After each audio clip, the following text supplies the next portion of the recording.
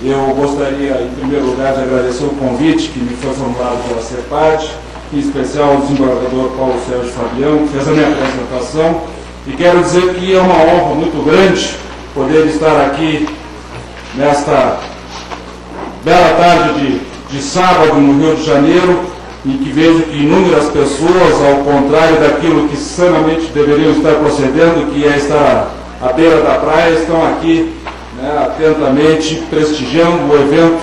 da CEPAD, e eu acho que, sem dúvida, a CEPAD fez por merecer, porque se verifica que, efetivamente, o sucesso do empreendimento está aqui consagrado e demonstrado pela plateia seleta e que se faz presente na tarde de hoje. Em razão disso, e já sem maiores delongas, como o tema que me foi sugerido diz respeito à separação judicial, eu posso dizer que, efetivamente,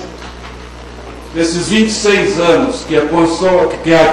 Código Civil foi sendo maturado, foi sendo elaborado ao longo desses anos,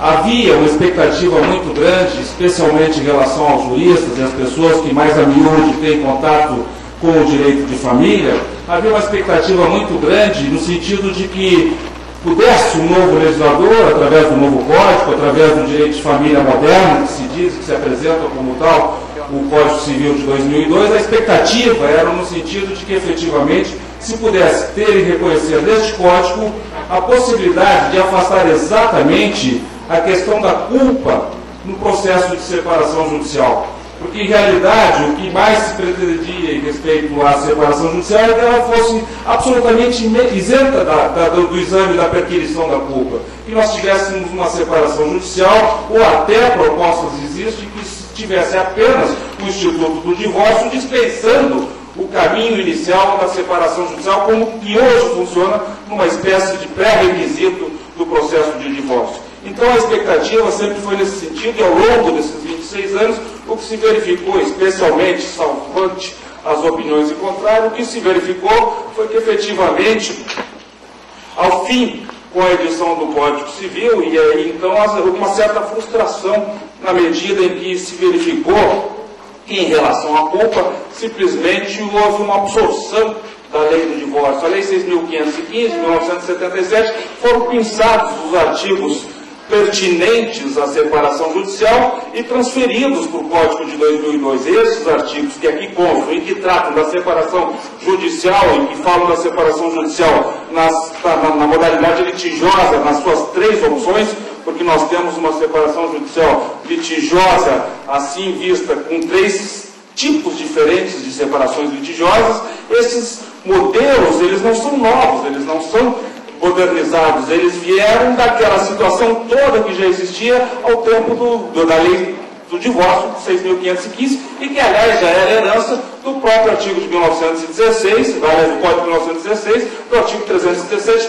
que já tratava, claro, com muito mais consistência, com muito mais evidência, com muito mais obrigatoriedade, o exame da culpa. E por isso, então, a frustração que eu falava decorre exatamente disso, porque hoje nós verificamos que, ao contrário dessa expectativa, desde 1977, agora, com o Código de 2002, e quem sabe para os próximos anos, talvez para os próximos 80 anos, até que nós tenhamos um novo Código Civil, nós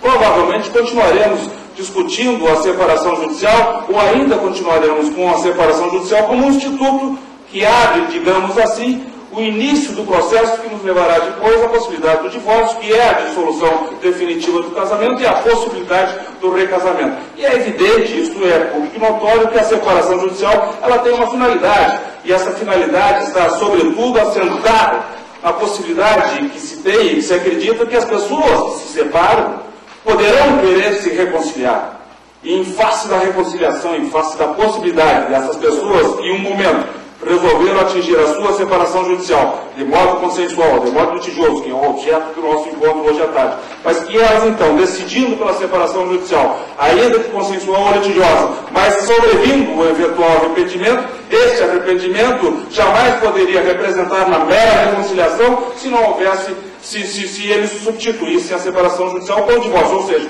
no divórcio, o arrependimento representaria um novo casamento com a mesma pessoa. Ao contrário, a separação judicial, no sentido de que ela não dissolve o vínculo do casamento, então ela viabiliza a reconciliação dos cônjuges, e com isso, então, o possível arrependimento representaria a possibilidade de eles se reconciliarem. Isso tem gerado algumas discussões, e eu acho até que se este é o maior motivo da manutenção da separação judicial dentro do sistema judiciário, dentro do sistema do direito de família no Brasil, e parece que estatisticamente as reconciliações são muito raras. De sorte que, talvez, e aí mais adiante eu gostaria de me alongar um pouco mais nesse sentido,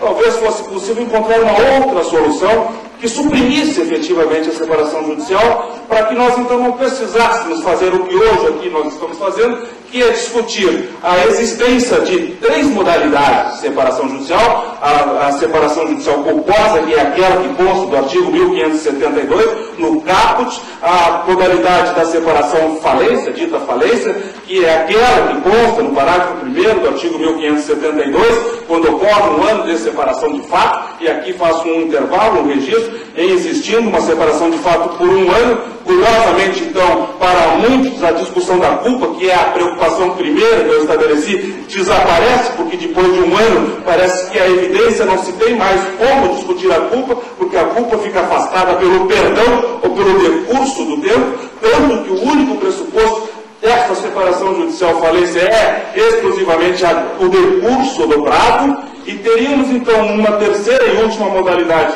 de separação, que é a chamada separação remédio, e essa separação remédio é aquela que diz no mesmo artigo 1572, parágrafo 2º, que é possível alcançar a separação judicial desde que eu demonstre que o meu cônjuge foi acometido de doença mental grave e irreversível, de sorte que então eu posso abandoná-lo pela separação judicial, que também é litigiosa. E aí, então, o parágrafo 3º deste mesmo artigo 1572 diz que se eu promover uma ação de separação judicial exatamente fundamentada no artigo 1572, parágrafo 2º do Código Civil, eu sofro uma pena por este meu ato desumano, porque alguém que pretende se separar litigiosamente do seu cônjuge, porque este cônjuge foi acometido de uma doença mental grave, irreversível e incurável, evidentemente que então ele teria que sofrer um ônus, uma penalidade pela sua falta de humanidade. E aí então o ônus está previsto no artigo 1572, sempre ele, no seu parágrafo 3º,